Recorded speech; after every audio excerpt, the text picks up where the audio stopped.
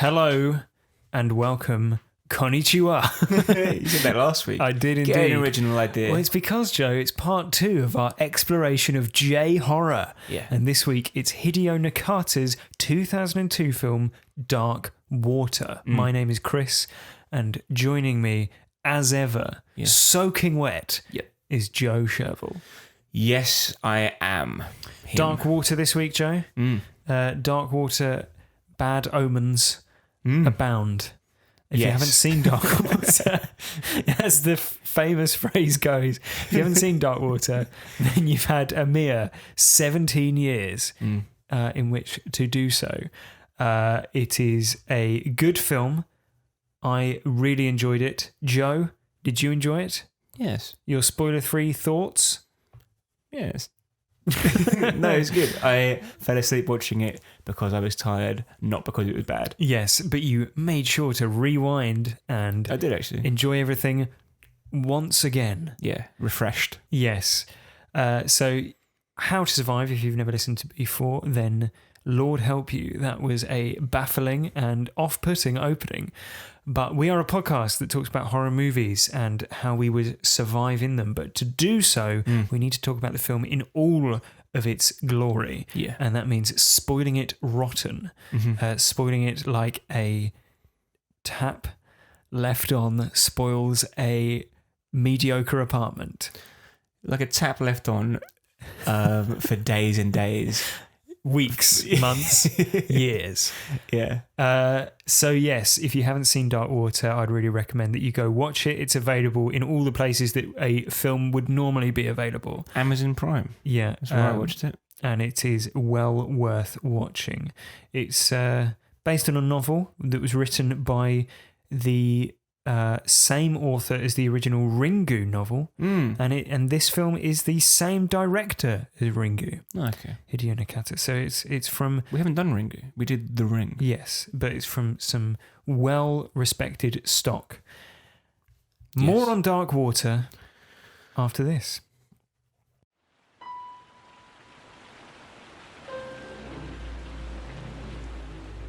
すいません。さっきなんかバケツの水こぼしちゃったみたいで。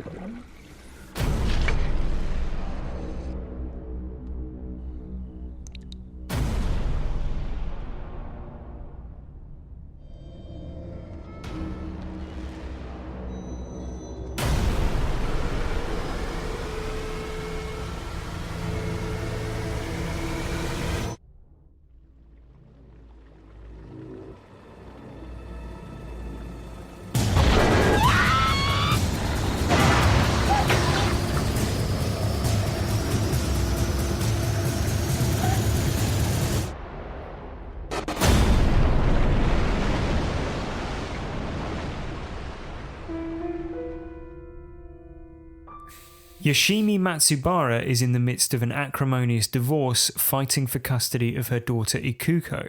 She rents a rundown apartment, which soon develops a leak in the ceiling. She reports this to the building's disinterested maintenance manager and tries to contact her upstairs neighbour. Receiving no answer, Yoshimi leaves, but as she descends the building's elevator, she catches a glimpse of a mysterious young girl who disappears soon afterwards. Don't worry about that. That is fine, as we know. Yoshimi enrolls Ikuko in a nearby kindergarten. Is it garten? It's German, isn't it? It's kindergarten. Right, but how would you say it? like that? How would you say it? I would probably say it like kindergarten, so people wouldn't know. Okay. Yoshimi enrolls Ikuko in a nearby kindergarten and lands a job as a copywriter for a small publisher. Ikuko finds a red school bag full of toys, but no other children live in the building. Again, fine. Yoshimi continues catching glimpses of the girl, fine, and the damp patch on her ceiling grows larger, also fine.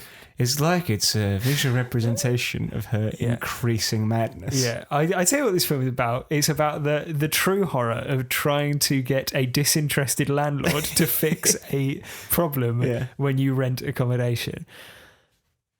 Yoshimi becomes regularly late in picking up Ikuko from school, jeopardizing her custody battle.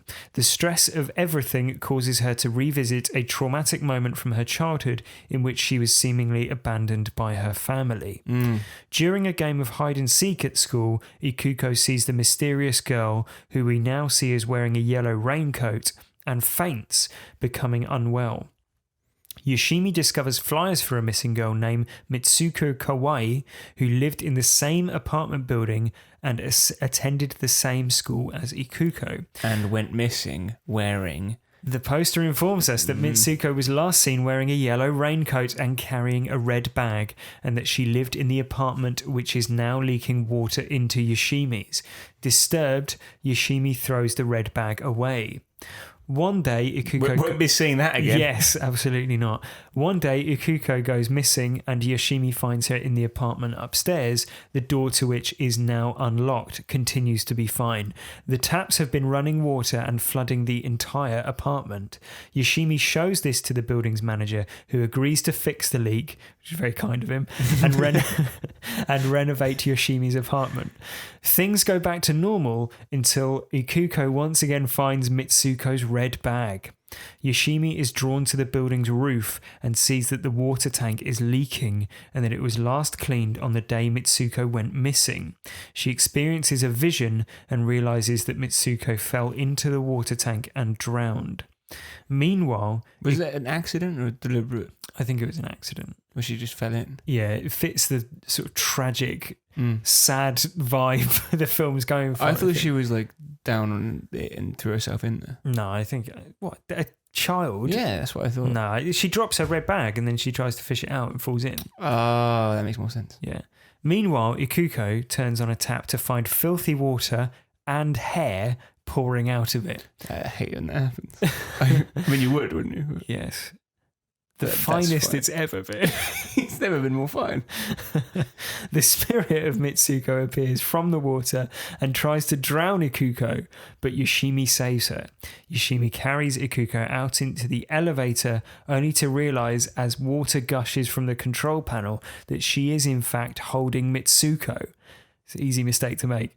Mitsuko claims Yoshimi as her mother, and Yoshimi sacrifices herself, staying in the flooding elevator to satisfy Mitsuko's spirit and protect Ikuko.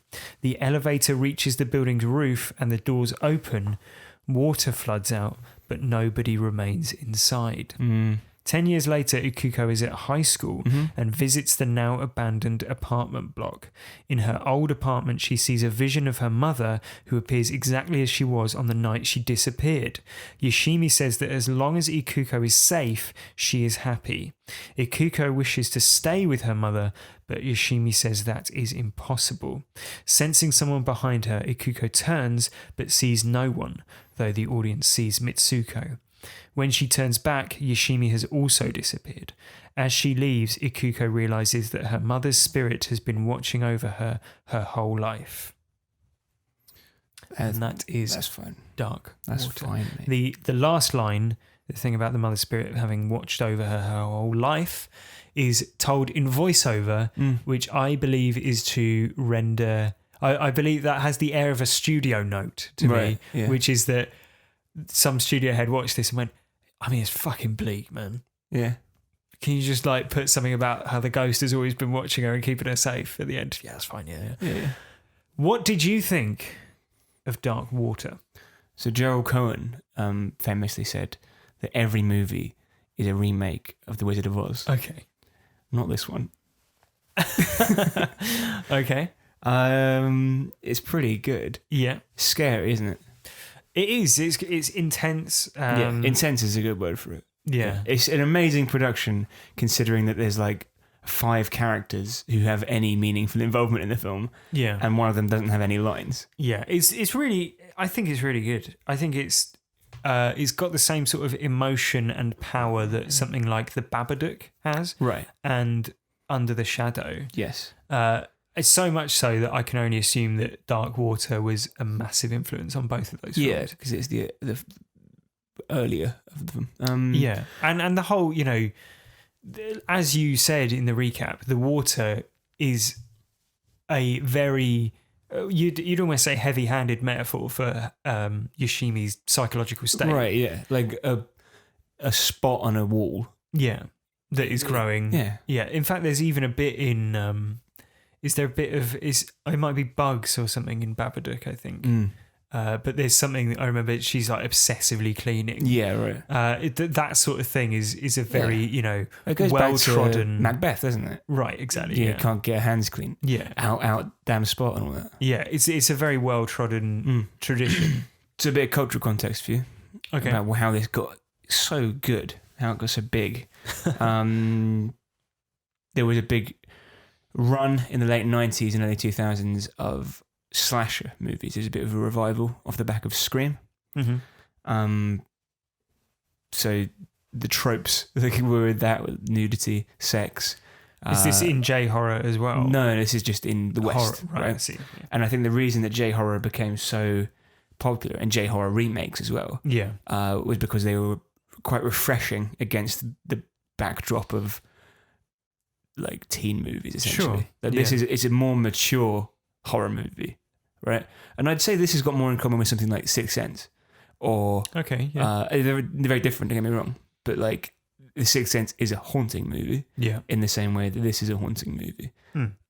You've also got things like, I guess, What Lies Beneath would come under this. They all sort of tried to capitalize on that personal haunting or revenge haunting popularity, Yeah. but they all came out of J horror. Yeah. So Ju-on the Grudge we did last week, Ringu, Mm-hmm. and of course Dark Water. Yeah. So that's your cultural context. Yeah, but it's the Onryo thing again, isn't it? Really, like it's So last week we talked about Onryo. Yeah. Listen to last week's episode if you want a detailed explanation. yeah, But Onryo essentially are vengeful spirits. So Yeah. the spirits of people, normally women or children, who have been wronged. Some tragedy has befallen them, usually at the hands of someone else. mm-hmm. And they don't just haunt that person, but they come back as vengeful spirits and haunt the place where something went wrong for them. So in the case of The Grudge, it was a woman who'd been killed by her husband, Yeah, and now everyone who comes into contact with her house, or the people who come into contact with her house, the people they come into contact with, they all are affected by The Grudge. yes, yeah. It's like a sort of like a we described it as being similar to sort of radiation, right? So Yeah, anyone who goes there is poisoned and takes that poison with them and infects the place that they are then Exactly. in. Yeah, and I think Dark Water's a much sort of smaller scale example of this. Certainly a less complicated story, and I think it benefits from that simplicity because it is essentially a one woman's psychological deterioration. Yeah. And I think that It's almost a kitchen sink drama, except for the like ghosts. Yeah, only the kitchen sink is overflowing with filthy water. Yeah. I think there's like two tragedies at play, isn't there? Like in that Yoshimi has this investigation going on, which the ending of which is that she discovers that Mitsuko fell into the water tank, which is tragic, and it could almost be a film in itself, right? Yeah. And maybe you'd have the haunting part of that is like much more like the sort of ghost stories you'd get in the West, in Western storytelling traditions, where it's like, more like an urban myth. Yeah, or it's like, the thing that puts the spirit to rest is that someone finds out how this person died, or someone tells that story. Do you see what I mean? Yeah, because a lot of like the things, I'm guessing, like the What Lies Beneath and stuff, or The Ring even, it comes from recognizing how it happened. Right, yeah. It's like, not knowing that this terrible thing happened to a girl is what will essentially satiate the spirit, almost. Whereas in this, you then have the secondary part, which I think is less well developed, that Mitsuko is looking for a surrogate mother, basically, to join her in the afterlife. having been abandoned by her own mother. And I think there's an earlier scene as well where Yoshimi is also shown to have suffered a similar thing. Yeah, right. She is abandoned, and that probably plays into in a great sense her decision to stay with Mitsuko. Yeah. It is a bit of a weird decision to my personal tastes. Yeah. I found it a bit jarring. It's like, I said this last week as well. What's the moral of the story? Yeah, well, I guess her decision is motivated by sympathy, which is not something that you normally confront ghosts with in stories that it's by giving into the ghost, you're doing the same thing to your own daughter in a way, right? Yeah, I guess, and I'm sure that there's there's an intention to sort of show that as a sort of cycle, but then I think the motivations for that maybe are different, and then also Ikuko gets closure on her relationship with her mother being cut short in the film's sort of epilogue. Yeah, that's right. So a quick note, mate, on water. Yeah, well, you've often said in the past on the podcast that I think Mark Kermode uses this as a good example of a horror movie which doesn't translate, because water is often, associated with spirituality in Japan. Yes, exactly. So this is from an article, and I'm going to just read this. It's pieces of an article I found online about the role of the wet-haired girl in basically modern horror, and how that influence comes from J-horror and Onryo. So this was in the Telegraph, and it's called How Japan's Obsession with Dead Wet Girls Changed Horror by Robbie Collin. Good writer, Robbie Collin. We're big fans. So like other Japanese ghosts, the hair of an Onryo hangs untidily over its face, because traditionally, etiquette dictated that women wore their hair neatly pinned up. The opposite signalled female potency unleashed and an overturning of the male-dominated natural order. The wetness comes down to water's role in Japanese folk myth as a portal through which souls could travel to the world of the dead. Today, Samara from The Ring and her Ju-on counterparts, who... Kayako, yeah, are secure enough in the horror pantheon to be the star turns in Sadako versus Kayako, an Onryo on Onryo smackdown that poster designers have somehow restrained themselves from calling a grudge match. But, Samara, or Sadako, as she's known in Japan, are, it's the figure of the wraith-like girl hunched over who walks like she's kind of robotic. Yeah, and Mitsuko definitely to some extent fits that build. Exactly, and the same with Kayako, right? They all move in a similar animalistic, tortured way, and they're all covered in water. They all have their hair over their face. Yeah, and it's that. I guess it's an iconic Japanese style, right? Right, yeah. But then also the water thing is like the gateway, right? Gateway, the portal to the. I don't want to sound like culturally insensitive. I don't know enough about it. I know enough that I read in this article, basically. Yeah, I know, but I think it was something that we've talked about before, isn't it? In that without going into much detail, because, like you say, we're not scholars on it by any means, but it is seen as like a portal to the afterlife, right? Yeah, exactly. And it's a portal that is open in both directions, so things can come out of water. Yes, and that's certainly the case in dark water. Yeah, and I think that's it. I quite want to watch Sadako versus Kayako now. Yeah, well, maybe like I wonder if Freddy versus Jason or Kayako versus Sadako is better. Dark Water is quite a tragic movie, isn't it? Yes, and this seems to be a sort of emerging trope in Japanese horror, in that they so often have a sort of sad or downbeat ending or story in general. I Sobering, right? Yeah, but it's like it's sad in a sort of in that spiritual, long sense of longing often. But isn't like all Japanese cinema is quite classical in the sense that it's it depicts quite a realistic worldview, right? It's slow. Slow cinema comes from Japan. It's what you associate with it. So it's like it's not melodramatic in the same way. Right. But do you think this is somewhat melodramatic? Well, no, because you've compared this to sort of kitchen sink drama. Yeah, it is. It's like if you take out the ghosts, it's a woman slowly going mad as the world, her personal world, goes crazy. Like unravels. I guess this could tie back into what we were saying last week with the Grudge, where there is such a huge cultural distance between us and these like J horror movies. There is, I'm certain that there's a lot of thematic things that go completely over our heads. Yeah.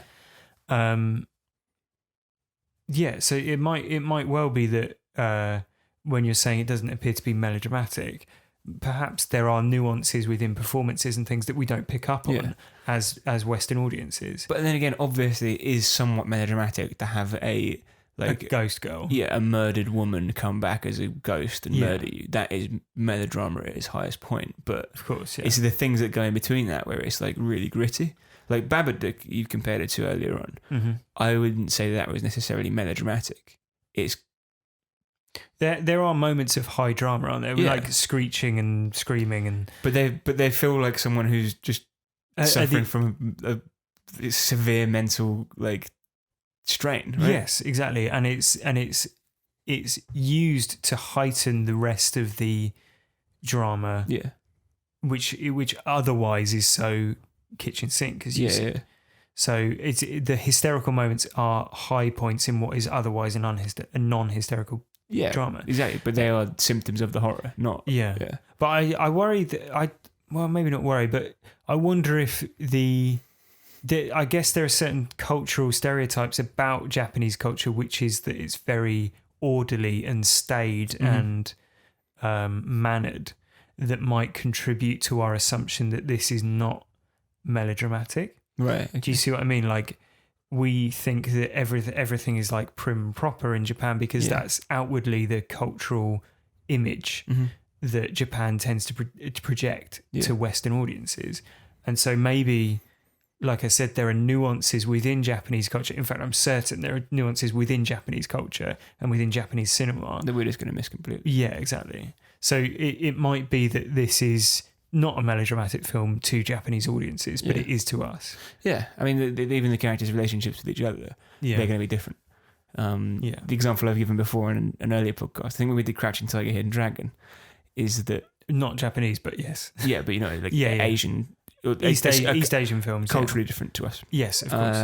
I compare that with Dragon Ball Z, where it's easy to miss the fact that Master Roshi, who's the guy who trains them all, they seem to defer to him on a lot of life issues and even choosing wives and things like that, even though he's basically an idiot. But it's because of that. When you have a master as a martial artist, they do control your life. You are somewhat a servant to them. So that's missed by the fact that we don't have anything like that here, really. Yeah. At least not in 2019. No. So contemporary. Yeah, apart from the way you defer to me about all matters to do with the podcast. Obviously. Yeah, exactly. Yeah. Oh, and you chose my wife for me as well. Yes. Babadook's a really good comparison for Dark Water because it's the stress of a single parent situation. Yeah. And I think that's massively compelling in horror movies. You can also bring in, Babadook plays with grief, loss of another life partner. Under the Shadow, which we compared to the Babadook when we covered that as well, plays with isolation and persecution and crimes against feminism. But that is like an amazing film. Under the Shadow. Yeah, I think about it quite a lot. I don't remember us being so, we weren't, I guess we weren't saying it was like top, super tier at the time, but I think it has stayed with me. And there's certainly haunting shots and moments from it that do. That shot where she's just doing the exercise tape and she's going a bit mad. Yeah. It's really good. And another film I lump in with them is Hereditary. Okay. Which obviously plays with grief and resentment.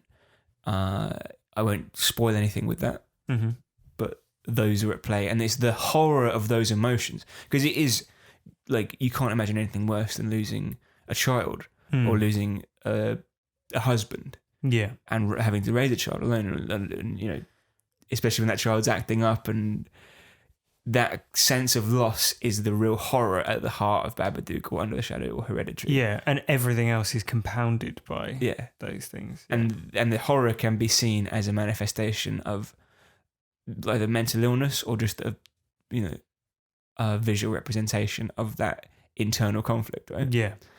So I think the question you have at the heart of the Babadook is whether the Babadook is ever really there, or is always just her.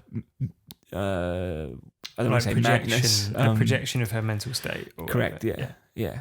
So I mean, do you think Dark Water is real? Like, is the ghost real? I think that given what we were saying last week about how Onryo, if we take Mitsuko to be an Onryo, then Onryo are known to be able to impact the tangible world, which would suggest that she is real, rather than just a manifestation of Yoshimi's mental ill health. Yeah, but it could be both, right? Well, it could be, but it's an apt metaphor for that anyway. It doesn't have to. That's the point. Is it metaphor or is it happening? It can be, but both. It can be both. Yeah.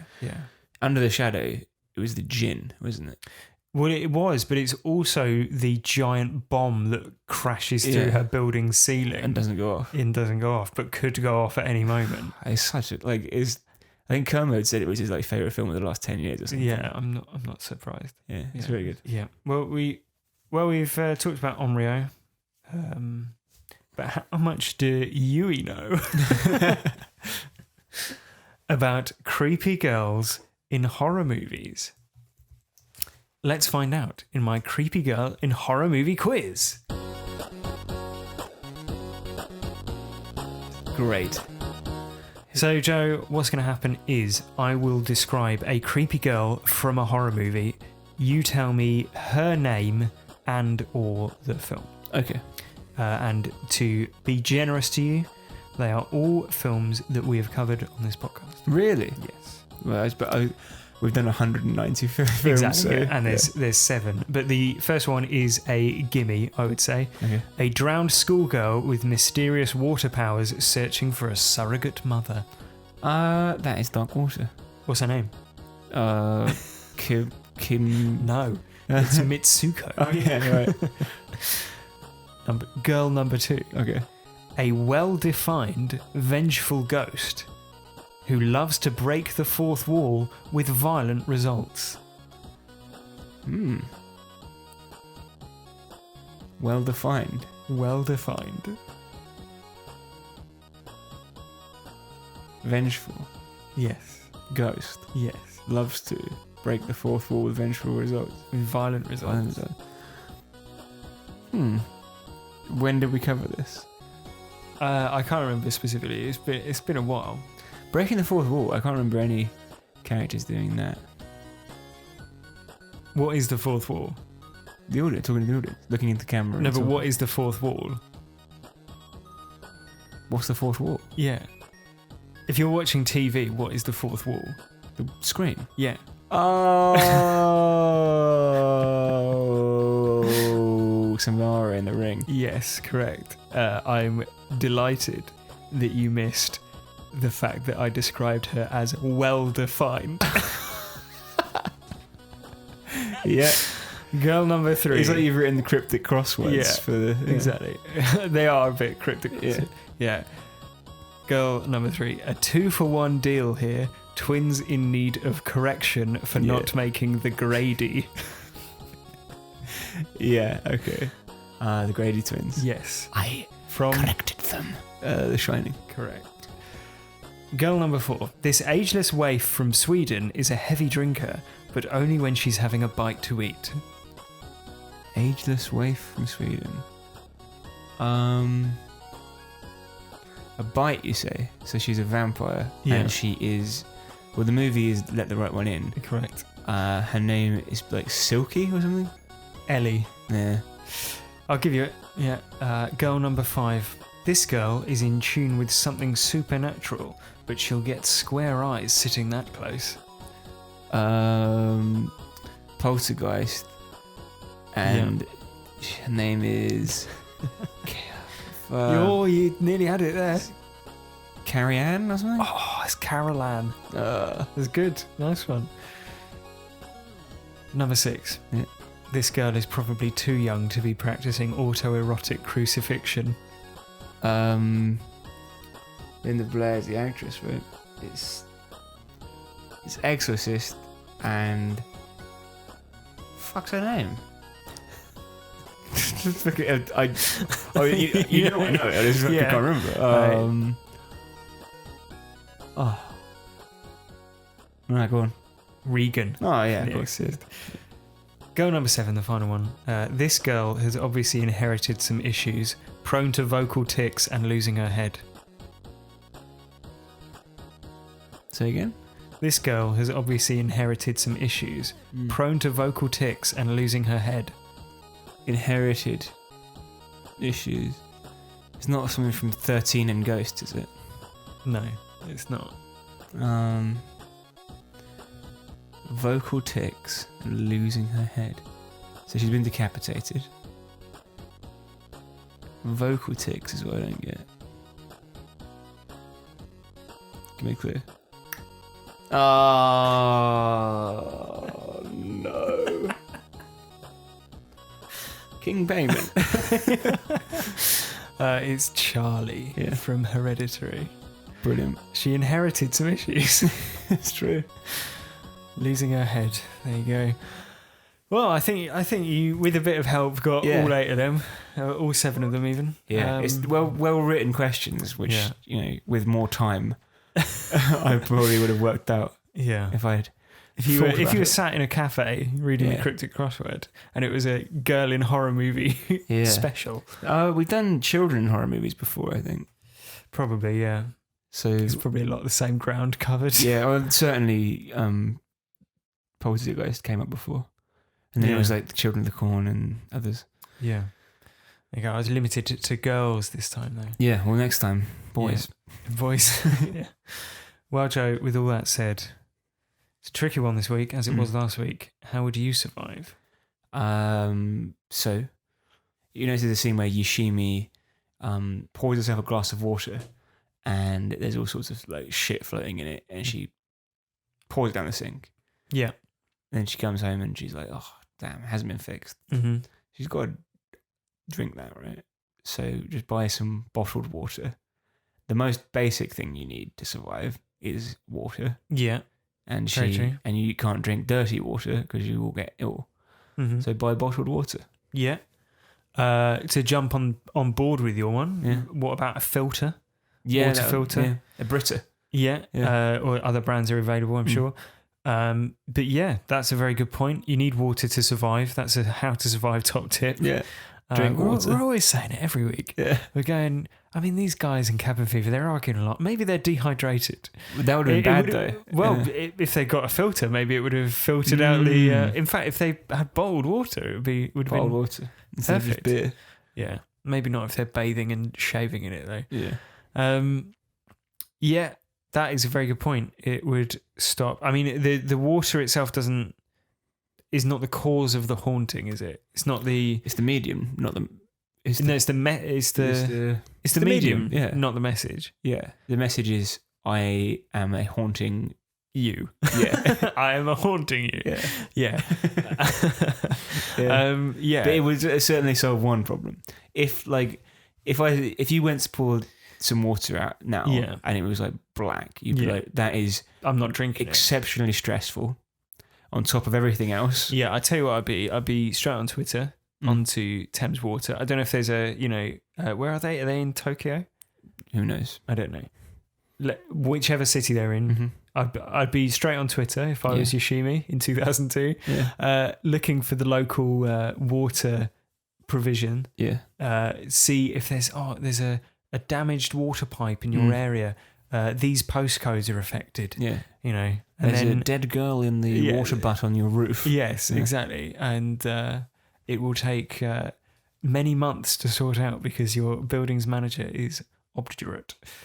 It's pretty fucking grim that like everyone in that building is just drinking dead girl. for like How years. many? Do we see any other residents? Yeah, there's the two old women who are sat like by the door. And like, we haven't seen anyone. Yeah. No one's been here for years. And it's because They're they're also blind because they drank like dead fetid girl water. water. Yeah. So yeah, that's a excellent start, really. Yeah. I mean, the film's called Dark Water. Yeah. Like, Think of yeah. ways to make it lighter. But I mean, yeah. If you don't want to drink filthy water, I mean, I'd have thought that in those countries, I mean, maybe not. There are lots of countries that where drinking bottled water is the norm. Yeah. Yeah. It's urbanized in wherever they are. Yeah. She does drink water from the tap, so it's not like salt water. Yeah. She was expecting it to be clean. Yes, exactly. Hence her reaction. Yeah. So my first piece of advice is for the building's manager, who is shown to be reticent to do any maintenance at all. Mm-hmm. Pretty lazy guy. He is lazy. Now, here's why he should contribute to the upkeep. Right. First of all, it's his job. He's a private employer, private employee. Yeah. Right. So it's not in the case of some landlords who, for whatever reason, will let stuff go to shit. Mm-hmm. It's his job to maintain it, right? If he's not doing his job, he should be fired. He's not the owner; he's a superintendent. Well, no, I know that. That's what I'm saying. Yeah, He's an employee. I'm agreeing with you. Yeah. Calm down. I'm agreeing with you. Secondly, it's the onus is on the people who do own the building, because as we see, it's only a few years from being in total disrepair, and you can't rent out any of those rooms. So that's just a wasted asset. You're not going to be able to do anything with that. Well, he's probably dead. So no, but the maintenance manager might be. But the company who owns it, presuming it's a company, that's a wasted asset. That's true. And I never understood why landlords, private landlords especially, we live in London. There's a huge population of renters, many of whom, if you go on social media, will be complaining about the fact that, for example, as one of my old colleagues had, mushrooms were growing out of her windowsill. Fine. Right? Like, that is not an unusual thing to happen in some rented accommodation. It makes no sense to not maintain your asset because you can't continue to value it at the same price if you've got fucking mushrooms growing out of your windowsill. Right? And it's predatory lending, essentially, isn't it, to rent out something to somebody when it's a health hazard, because that landlord's going around and he's probably painting over the damp patch in the ceiling. He's putting the mushrooms out the windowsill whenever Yoshimi comes to look at it. Like in fact, there's even like a tiny damp patch, isn't there, when she looks around it? And he's like, oh yeah, we'll get that sorted. And it's not until like her ceiling's collapsing because of the stagnant water above it. Like I was sort of joking when I said earlier that it's actually a horror about renting, but in actual fact, it pretty much is. It's like a woman who's down on her luck and been forced into a position where she has to rent flawed accommodation. Flawed being FLAWED. Yeah. She's also on a floor. But that just adds to the intense stress she's got in other areas of her life.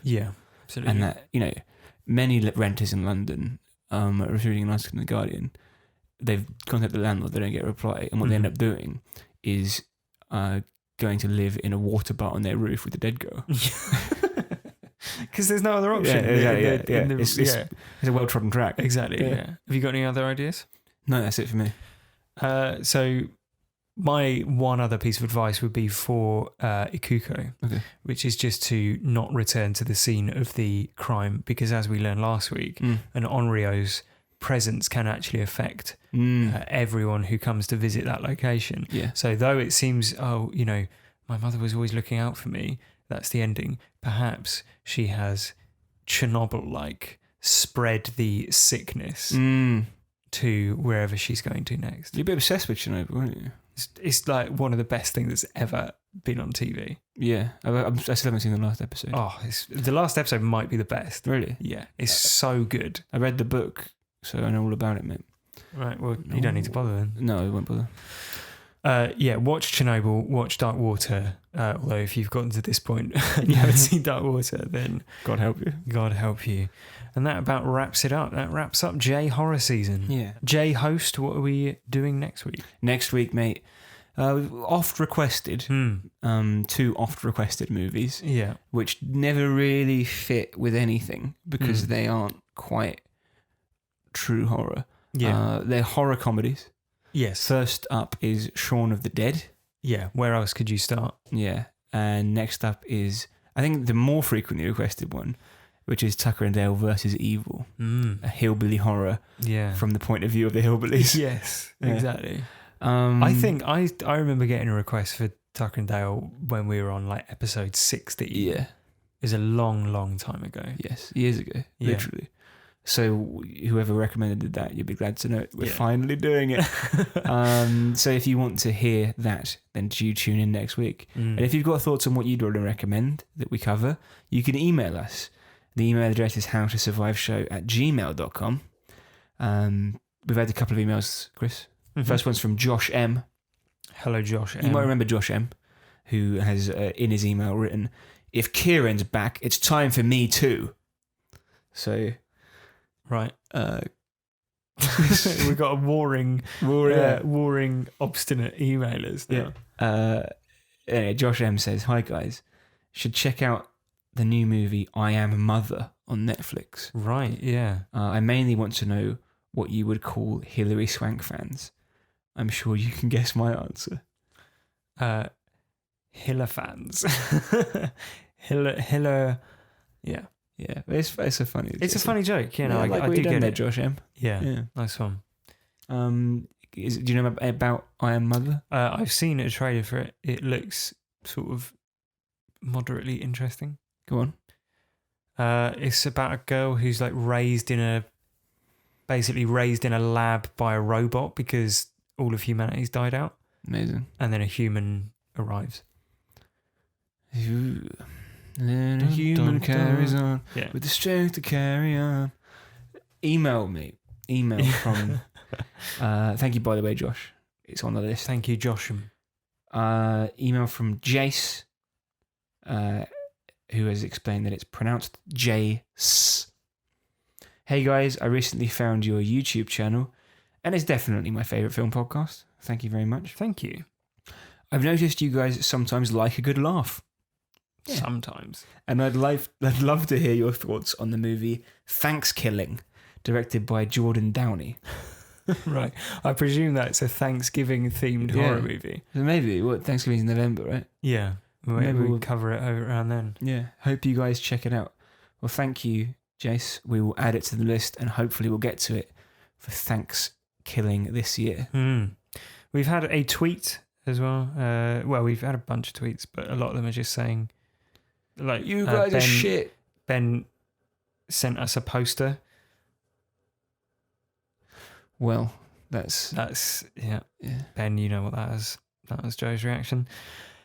We've had a tweet from Kira who says, "If you haven't watched The Good Neighbor on Netflix, you should totally check it out. I'd like to hear your thoughts on it." I haven't seen The Good Neighbor. I have a feeling it's like a what was the Shia LaBeouf Rear Window remake? Disturbia, right? I think it's similar to Disturbia, or indeed Rear Window, like curtain twitching horror. Yeah, maybe we could do curtain twitching season. Yeah, Disturbia. I saw in the cinema. Yeah, it's not that good, is it? No. But maybe The Good Neighbor will be. So thank you, Kira, for your tweet. That's at HowToSurvivePod if you want to tweet in, and HowToSurviveShow@gmail.com if you'd like to send us an email.